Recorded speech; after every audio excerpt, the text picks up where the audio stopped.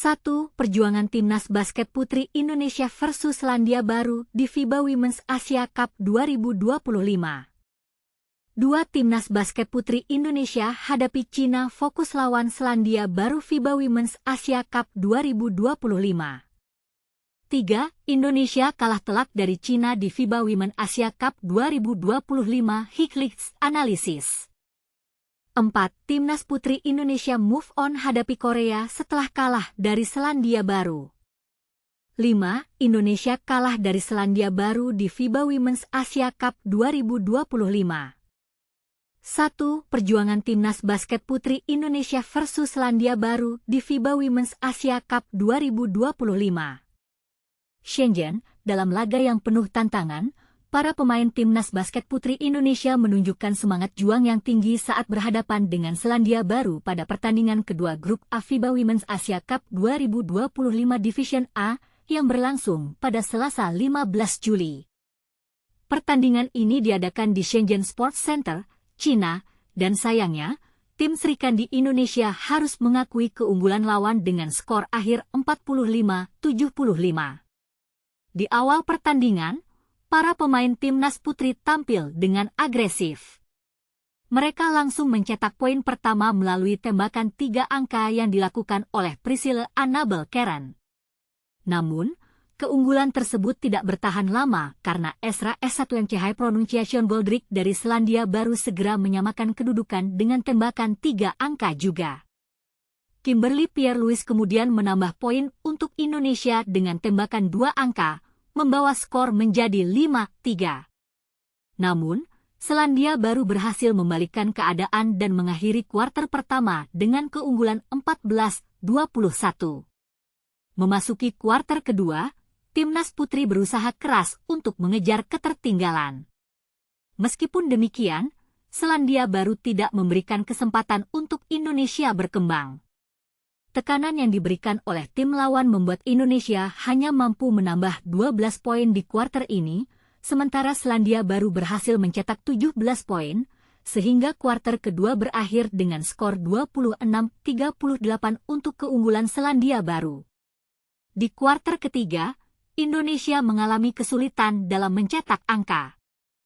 Kuarter ini ditutup dengan skor 35-58, di mana Srikandi Indonesia hanya mampu menambah 9 poin, sedangkan Selandia Baru mencetak 20 poin. Pada kuarter terakhir, meskipun Timnas Putri berjuang sekuat tenaga, mereka harus menghadapi pertahanan yang sangat solid dari Selandia Baru. Pertandingan pun berakhir dengan skor 45-75, menandai kemenangan bagi Selandia Baru. Kimberly Pierre-Louis menjadi pencetak poin terbanyak untuk Indonesia dengan total 11 angka dan 4 rebound. Diikuti oleh Adelaide Calista Wongsoharjo yang mencetak 6 poin, 2 rebound, dan 2 assist, serta Clarita Antonio yang juga mengumpulkan 6 poin dan 2 rebound. Sementara itu, dari pihak Selandia Baru, Ezra Goldrick tampil gemilang dengan mencetak 18 poin, 6 rebound, dan 3 assist. Setelah pertandingan, pelatih Timnas Basket Putri Indonesia, Andri Ekayana, atau yang akrab disapa Coach Yayan, menyatakan bahwa banyak pelajaran berharga yang bisa diambil dari pertandingan melawan Selandia Baru. Selama pertandingan, Clarita Antonio dan rekan-rekannya berusaha keras untuk mengatasi tekanan dari lawan yang memiliki postur tubuh yang lebih besar dan tinggi.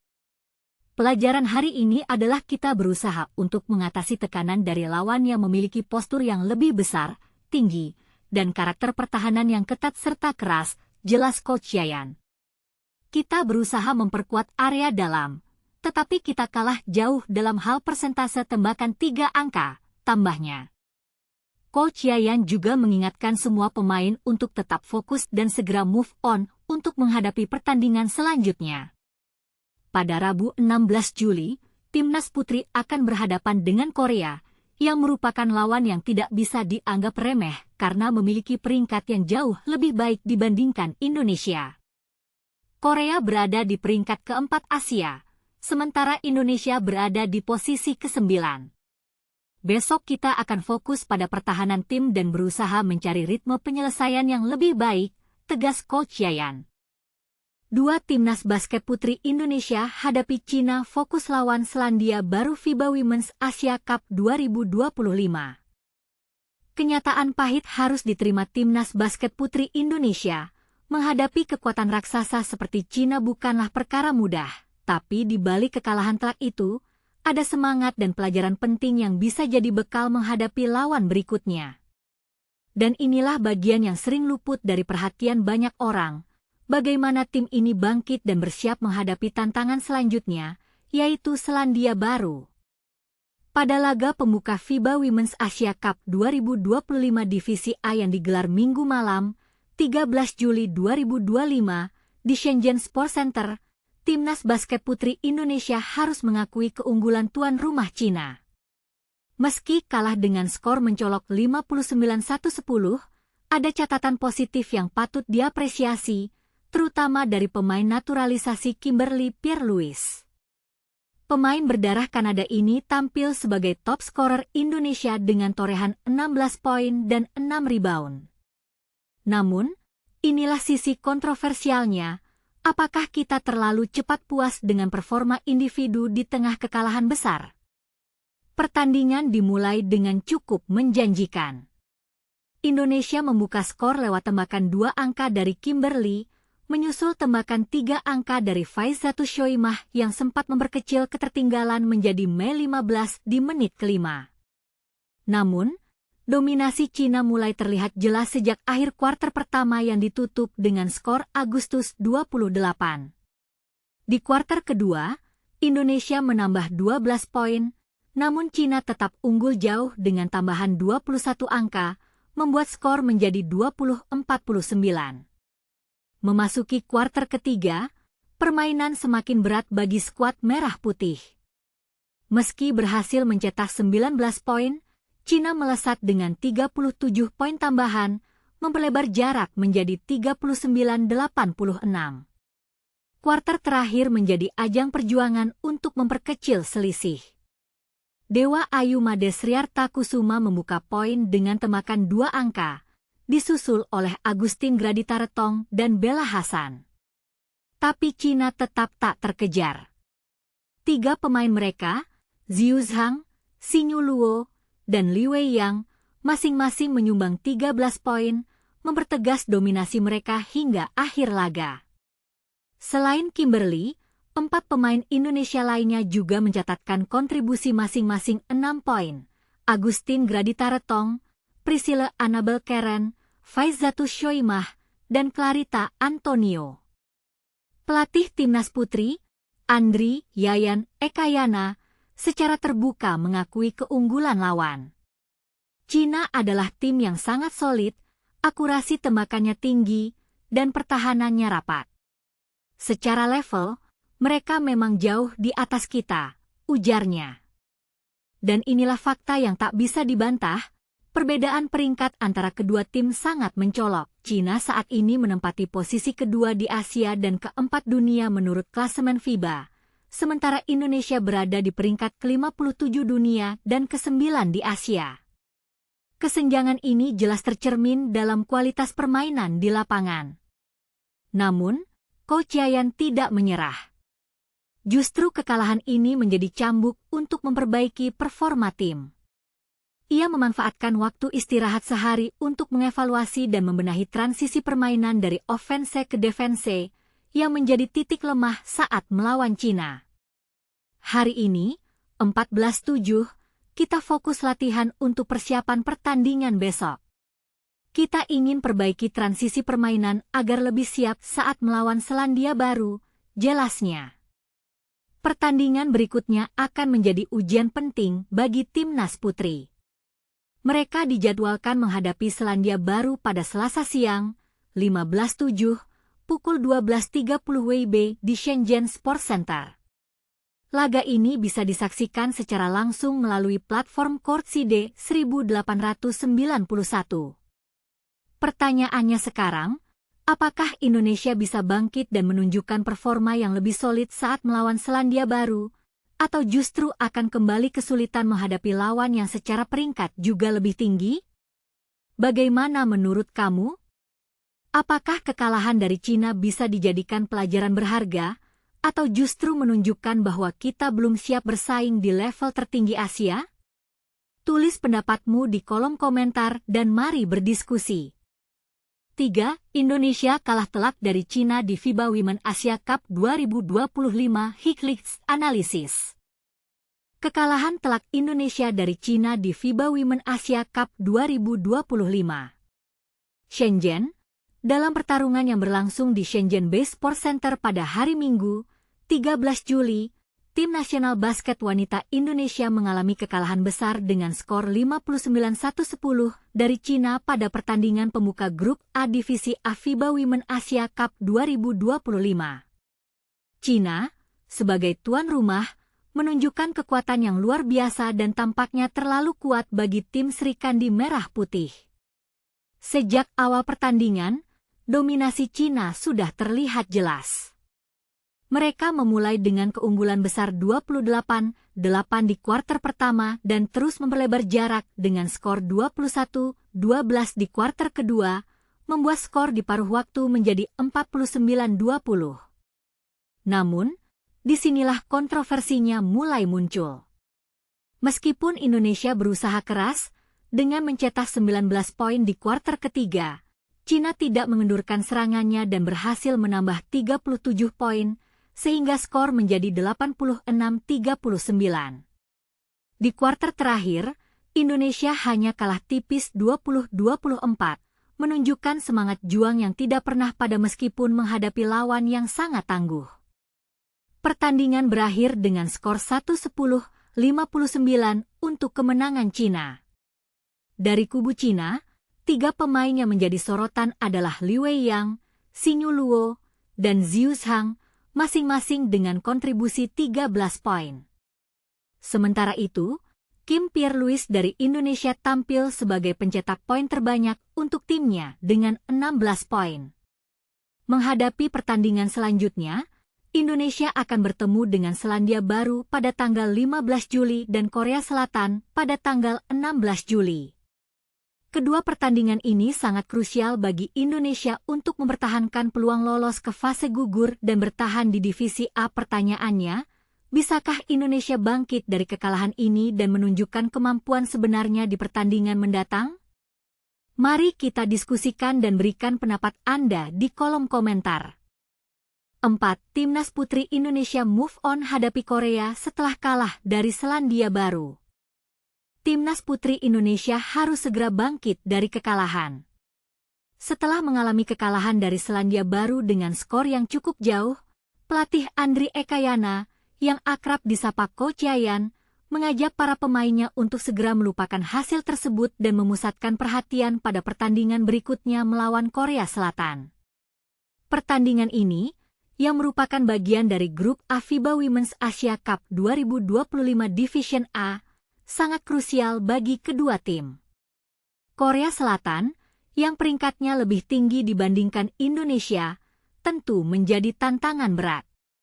Namun, Coach Yaya menekankan pentingnya fokus pada pertahanan tim dan mencari ritme yang lebih baik dalam menyelesaikan serangan.